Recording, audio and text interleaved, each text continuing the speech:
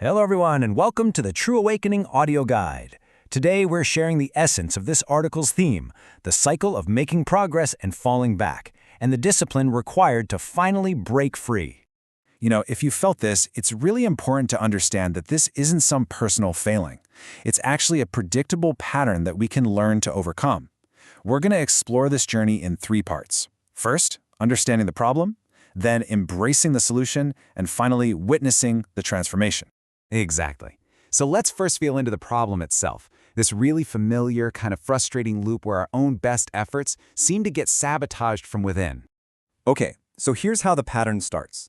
After a period of real dedication, to a spiritual practice or any kind of self-improvement, a tangible energy, a real force, starts to accumulate within you.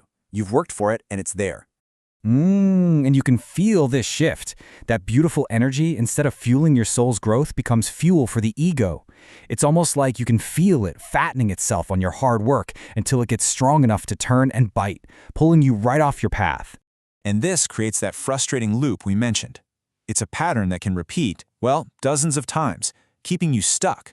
You accumulate the energy, you start to feel a little bit better, and then right at that moment, the ego hijacks that energy, causing you to stray. And before you know it, the cycle starts all over again. The real battleground for this whole cycle, it's right inside our own minds. It's in that quiet dialogue between our excuses and our true, deep commitment. It's a very intimate, personal struggle. Right. The ego is basically an excuse generator. It constantly whispers things like, "I'm too tired," or "I'll do it later." But true consciousness, it operates on a completely different principle. It doesn't negotiate, it doesn't debate. It simply recognizes that now it is time to do the work. Period. And that's the feeling, isn't it? For those who are truly ready, the work isn't some chore you have to get through. It is the very sustenance your soul craves. There's this deep, satisfying relief in it, just like water for a thirsty soul. So the question is, how do you override the ego? Well, the solution presented is a very practical one. Think of it as a technology, a non-negotiable, absolutely unbreakable routine. This isn't about waiting to feel motivated, it's about creating a powerful structure. Yes, and you can feel the power in this. It's about treating your practice like brushing your teeth. You don't do it because you want to, you do it because it's simply what you do for your own well-being. You act unconditionally, at a fixed time when the world is quiet and still, and you just continue, without fail. That consistency becomes the fire that purifies all those old destructive patterns. Now, for this deep purification to really take hold and fundamentally change your foundation, the commitment is significant.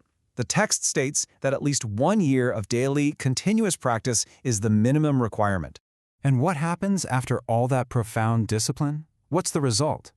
It's the creation of a brand new foundation for your entire being. It's forging a new sense of inner stability and strength that you can feel in your bones. That's right.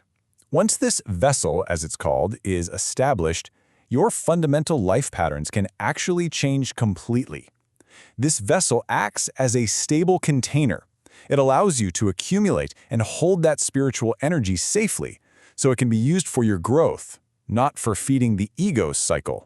And this isn't just a small shift in your mood or some temporary feeling of peace. It is a total restructuring of how you exist in the world. Those old patterns they no longer have the same grip on you. And this new vessel, it grants you what might be the most crucial skill for the entire spiritual journey, the power to return. We all get lost. Life inevitably throws us off balance. But what the source notes is that for many people, a significant deviation becomes a permanent state of being lost, where the way back just feels impossible to find. So the true gift of this discipline practice isn't that you'll never fall or get thrown off balance again. That's not realistic. The gift is that you build the inner strength to always come back to your center no matter how far you've strayed. This ability to return is the ultimate freedom. It's a skill that fundamentally changes your entire experience of life. This brings us to the most important question. Really, just think about it for a second. What could you build in your life, in your relationships, your work, your well-being, if you truly develop the power to always return to your path? By the way, you can watch the video version and see the complete slides via the YouTube link inside this article. We highly recommend experiencing the visual immersion of the light particles there. Now, for the deeper details, please take your time to read the text below. There is a special kind of stillness found in the written words. Explore the truth at your own pace. This is the beginning of your own soul's journey.